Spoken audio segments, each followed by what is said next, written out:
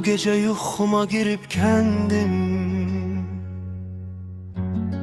kendi içinde uşaqlar qaçışır belədən belə.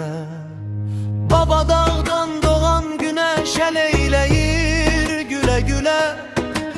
Dünen yağan yağışta yudu evler, toz basmış paltarlarını. Kent yolucudur meydanı kimi, yağışlar çapırdı atlarını.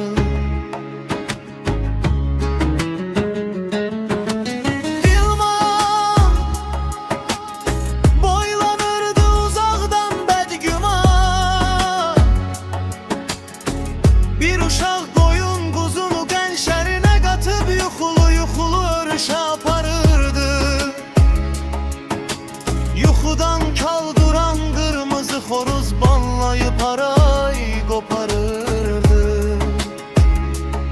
Susurdu Dilman, ağsaqqallar bir yığışırdı kənd içinə. Dünen yarımçıq qalan toy məsləhətinə. Qonşum belində dərya, zat belində biçinə tələsirdi. Anam da eyvanda bizi tələsdirib səhər yeməyinə səsləyilirdi.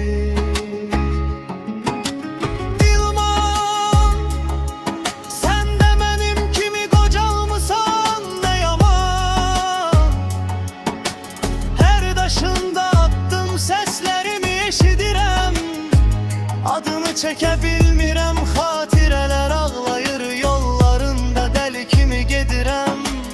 Ulduzlu gecələrində səhərəcən yatmayan əmin o uşaq mənəm.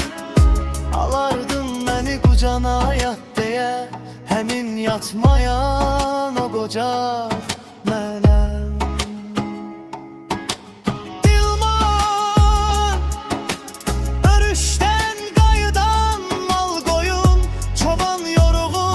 Sifətində illərin qartımış qırışları, çiçək açıb ayaman.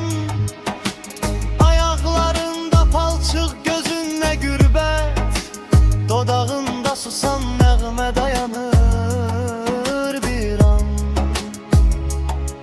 Bir zaman şirin söhbətlər gedən axşamlar vardı.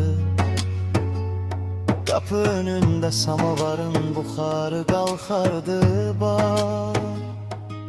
İç hürərdi, ulduzları sayardı.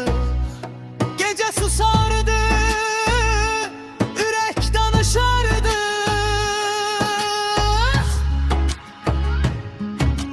Dilman, kendim elə balacadı, mən böyüdüm.